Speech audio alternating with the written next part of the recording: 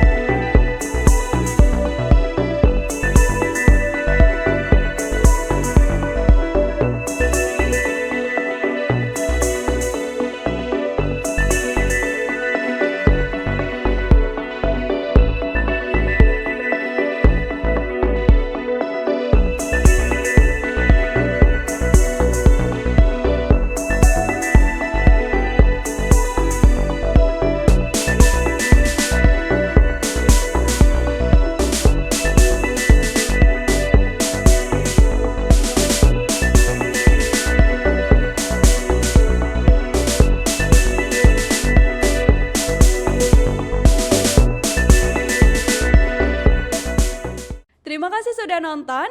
Jangan lupa like, subscribe, dan share ya.